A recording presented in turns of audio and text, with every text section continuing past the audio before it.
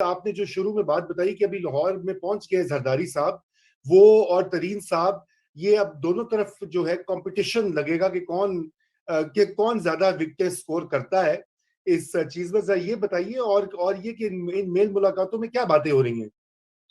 जी, अभी तो देखिए जहांगीर तरीन साहब से तो बड़ी मेल मुलाकातें हुई।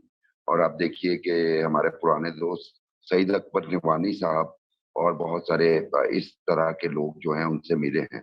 सईद अकबर रिवानी का मैंने नाम इसलिए लिया कि वो एक उनको सबसे स्ट्रॉन्गेस्ट इलेक्टेबल कहा जाता है। लेकिन अनफॉर्चुनेटली जब उन्होंने पीटीआई छोड़ी तो वो अपनी ही सीट हार गए। लेकिन उसके बारे में उनका और उनके दोस्तों का कहना ये है कि उसमें जो है ना पीटीआई को उस वक्त भी फैजियाब किया जा रहा था। तो इसलिए सईद अकबर रिवानी वो सीट हारे, वरना जो तारीख है वो ये कहती है कि निवानी साहब जो हैं उन्होंने 2002 के इलेक्शन में चौधरी शुजात को अपने हल्के से जितवाया, यानी उनके भाई रशीद अकबर के हल्के से। फिर चौधरी साहब ने वो सीट खाली की, रशीद अकबर जीते। फिर मियाँ शहबाज शरीफ को अनअपोज्ड उन्होंने 2008 में उधर से जितवाया, सूबाई का हल्का। तो इतने स्ट्रॉन्ग है उनका मिलना, क्योंकि वो पीपल्स पार्टी के भी मिनिस्टर रहे हैं 1993 वाली गवर्नमेंट में। तो इसलिए जहांगीर तरीन साहब की तरफ उनका जाना एक मतलब अचंभे की बात तो नहीं है, लेकिन बहरहाल उस पार्टी का जो वेट है उसमें यकीनन इस तरह के लोगों के जाने का की वजह से इजाफा होगा। लेकिन दूसरी तरफ अगर आसिफ जरदारी साहब का आप देखें तो वो बड़े कैलकुलेट करके मूव करते हैं। वो लाहौर आए हैं उसके पीछे सिर्फ ये पर्पज नहीं कि कुछ लोगों की शमूलियत, क्योंकि बहुत सारे लोग तो पहले से ही रवाबत में थे उनके साथ। बलूचिस्तान में उन्होंने अच्छी एक किया इस तरह का शो। सरदार फतेह मोहम्मद हस्नी जैसे लोग जो हैं वो वापस आ गए पीपल्स पार्टी में बलूचिस्तान में।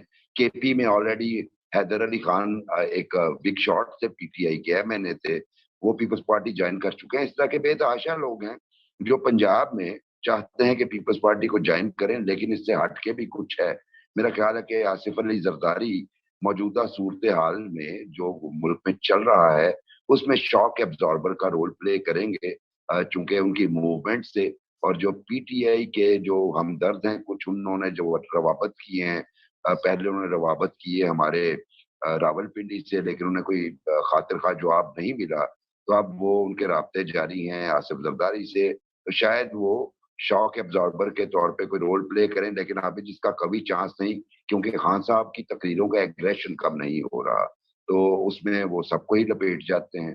तो जी, इस तरह की जो चीज है वो सूरत हाल सामने आ रही है। देखिए आगे क्या होता है। लेकिन आपने जो कहा कल और परसों हमें कुछ चेहरे नजर आएंगे जो पीटीआई को ज्वाइन करेंगे बाकायदा, और आने का मकसद एक ये भी है।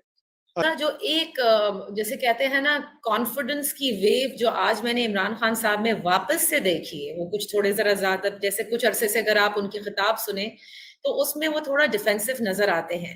लेकिन आज मैं पूरा तो नहीं सुन सकी, लेकिन आज उन्होंने कहा कि कितने गए हैं अंदर, 10, 20, 25 हजार लोग अंदर चले गए हैं।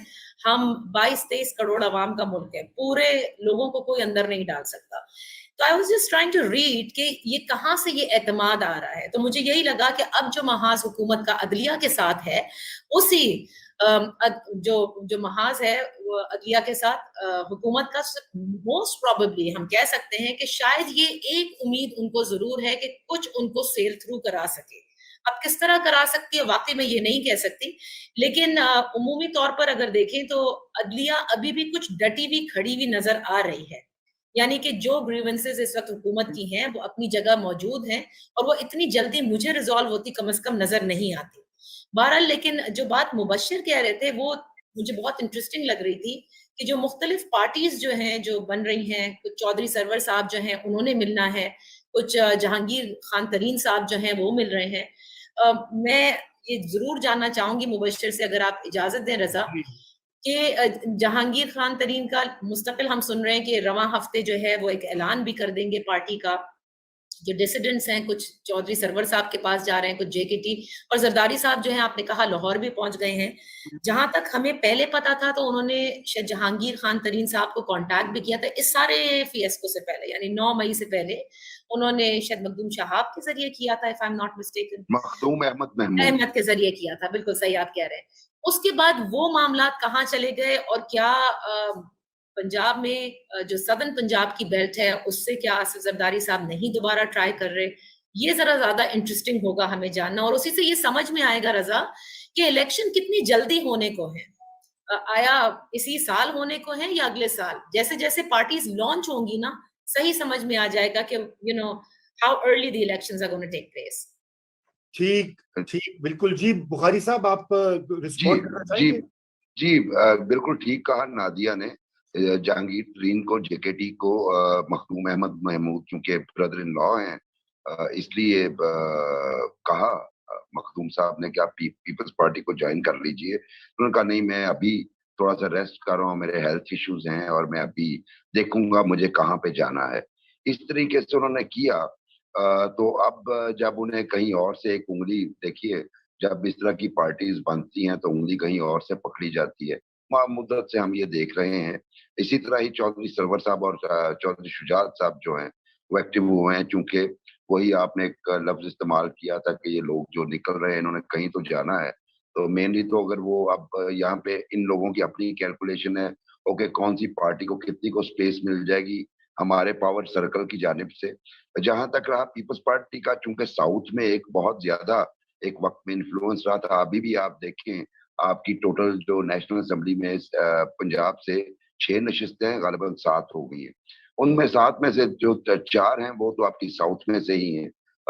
तो आसिफ जरदारी साहब ने कुछ अर्सा पहले भी साउथ का विजिट किया था।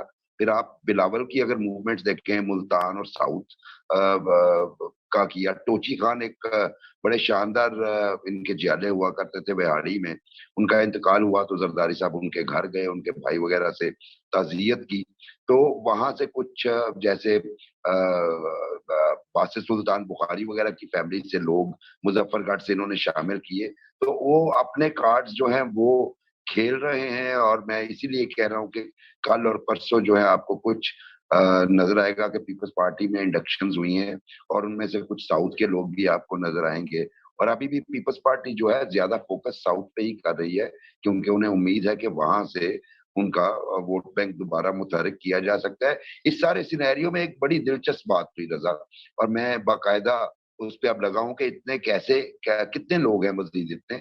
ये जो पीटीआई के नौजवान पकड़े गए हैं बहुत सारे, स्पेशली लाहौर में, पंजाब में कर लें, केपी में कर लें, उनमें से बहुत सारे ऐसे हैं जिनके पेरेंट्स अभी भी पीपल्स पार्टी से वाबस्ता हैं।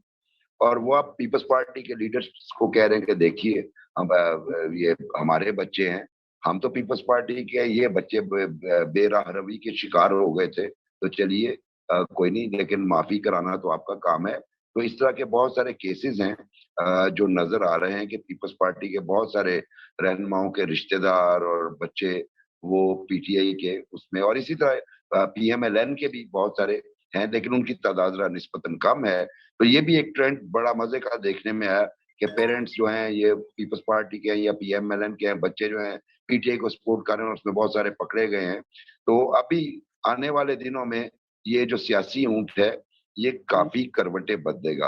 हसन एक बड़ी दिलचस्प बात कर रहे थे, ये वाकई में जब लाहौर हाईकोर्ट में थे उमर अता बंदयाल साहब, और आपने भी, आप ज्यादा बेहतर जानते हैं रजा मुझसे, कि ये जब किसी लॉयर को ये कहते थे ना कि आपने बड़ी अच्छी बहस की, बहुत अच्छी तैयारी करके आए, यकीन कीजिए हमें तो पता लग जाता था फैसला इसी बंदे के खिलाफ आना है जिसकी ये तारीफ कर रहे हैं। तो बिल्कुल ऐसा ही है। और सुप्रीम कोर्ट में भी हसन विल एंडोर्स मी कि वो जिसकी ज्यादा तारीफ करते हैं फैसला उसके खिलाफ आता है।